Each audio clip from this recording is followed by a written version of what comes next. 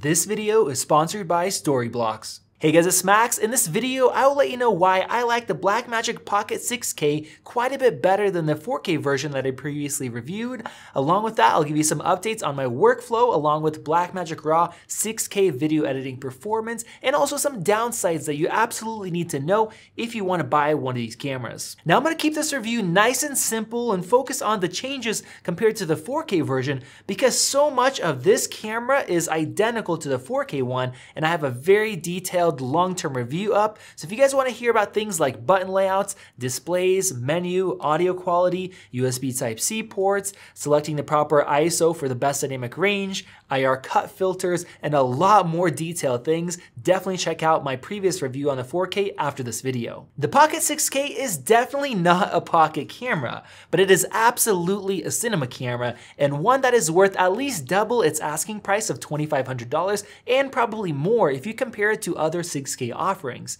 To me, if you're serious about filmmaking, I would skip the 4K version as your main camera at least and get this one instead. As I mentioned before, the Pocket Cinema cameras are not for everybody, and hybrid cameras do offer a lot of advantages like ease of use, battery life, stabilization, great color profiles that are ready to go, and so forth, but they do have a wide variety of downsides. And just like before, if you have the time to grade your image, I really love the results you can get with these cameras. The colors look natural and very pleasing, and the BlackMagic Raw codec is phenomenal, offering small file sizes with very little compression issues and at the same time really good playback performance. I didn't do any lab tests, but just judging off of the shots that I got, it seems like the dynamic range has been improved even though on paper they are rated the same.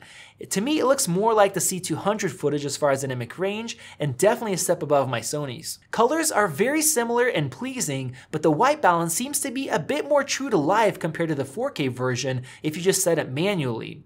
One of my big complaints was how long it took me to grade the footage to get it to look like how I wanted, and while it still takes me longer than other raw footage, it definitely is faster now. I'm not sure if it's the cleaner shadows, more accurate white balance, or maybe my workflow is just getting better and better, or maybe the default LUT that is included in DaVinci Resolve, the latest version, seems to be a little bit more natural, but it's probably all of those things combined, and overall, I'm having a better experience color grading. If you've seen low light comparisons online, the performance is similar to the 4K version, but there is a catch.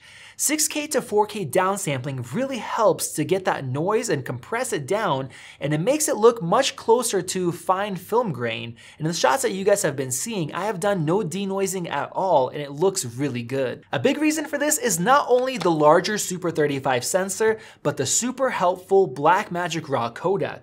But before I tell you about that, let me tell you about another super helpful filmmaking tool, our sponsor, Storyblocks. This year, winter hit my city in September, and also in early October, we had a crazy snowstorm that you guys have been seeing some of the footage from, and that really stopped me from going outside and shooting some different B-roll and extra footage for one of my projects. Has anything like that happened to you? Let me know down below, but thankfully, Storyblocks has over 325,000 HD and 4K video clips to help you out. Along with that, they have After Effects templates and motion backgrounds, and you can download as many as your heart desires. New clips are added regularly and they're all royalty free, so you can use it for both personal and commercial projects. Go to storyblocks.com/max to learn more, and the next time you're in a bind or just editing and you feel like your project can use a little extra something, you'll have access to a huge stock library at a fraction of the cost. Take your film to the next level with Storyblocks. Now, this early October snowstorm gave me a great opportunity to just go out, shoot for fun, get some 6K footage, and I really ended up loving how many of the shots looked. A big reason for this is the Super 35 sensor. Having the extra detail is really nice, especially if you want to upsample to 8K, which I'll talk about in just a bit. But what's even better is having that cinematic look that's just been the standard for so long. Now, I know that you can buy a speed booster for the 4K, but those things are expensive and it brings the cost of the camera much closer to the 6K version, and that's without that extra added resolution. And personally, I try to avoid adapters whenever I can. Having a native EF lens mount is a huge selling point in my opinion. Not having to worry about extra flaring, softer corners, or even breaking that expensive glass that some people have posted online in the Blackmagic groups.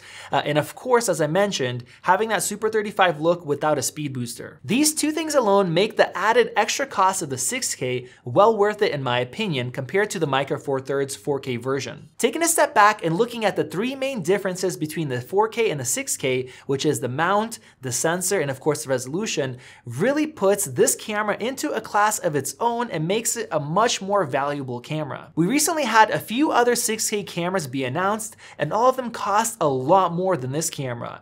Of course, some of them have larger sensors and autofocus, but comparing the price points results in a massive gap, and some of those can't even record in actual 6K. Yes, I'm talking about you, Sony FX9. An even larger gap is the performance of the codecs. I know some people hate on Blackmagic RAW, but after testing so many RAW codecs, I am a firm believer in this half RAW, like a lot of haters out there call it. But honestly, what does it matter to you if you have the same amazing controls in post to fix certain shots, adjusting ISO and white balance, without the huge drawbacks of these massive file sizes, and along with that, the playback performance is so much better than other codecs out there. These screen recordings are a little bit glitchy, but that's because I'm editing and grading 6K 60 frames per second RAW on a 6-core laptop with an underpowered graphics card, while at the same time using a 5K display and screen recording in 5K at the same time, which is crazy. Now this is a 24 frames per second timeline, and without screen recording, it cuts like butter. But if I'm editing 6K at 60 frames per second in that type of a timeline, my Mac can only play back between 45 to 50 frames per second. That is with some grading, but that is mostly because of the small, weak graphics card in this laptop, and a lot of other Windows laptops with better GPUs will do just fine at 60 FPS. Even still, that is something that I cannot complain about with my MacBook, because C200 4K footage can only run at 30 frames per second, and this is 6K running much faster. On top of that, everything you see here was shot at 12:1 compression ratio, and it looks great. Even with such high compression for RAW, I'm seeing very little to no artifacting, where a lot of my Sony footage with motion is full of it. It is nuts to think that I could shoot 6K 60 FPS footage on a relatively cheap SD card and have such a small and light setup, or of course you can rig it up like I did with my 4K and use a USB Type-C SSD, which a lot of the big brands, or pretty much all of them, don't offer with their cinema cameras. Now there are some downsides to the 6K version. If you're somebody that wants to record in ProRes, you cannot shoot higher than DCI 4K. This is a huge bummer since ProRes can technically handle it. My workflow now is to base grade in Resolve and then batch export to ProRes in full 6K and then finish off editing in Final Cut, which is the program that I prefer. A similar thing goes for Blackmagic RAW, but here you can't shoot in 4K. Before, if you were shooting in Cinema DNG, they would allow for this, but of course you'd have a sensor crop, but now it is not an option. I guess Blackmagic just wants us all to shoot in 6K if we buy this camera, which is definitely worth it if your computer can handle it. Image-wise, of course, you can downsample that or upsample it and you get a better image, but it would have been nice to have anyways. As I mentioned, shooting in 6K gives us a ton of options. We can either oversample it, or another great option is to work with an 8K timeline and then export 8K if your computer can handle it.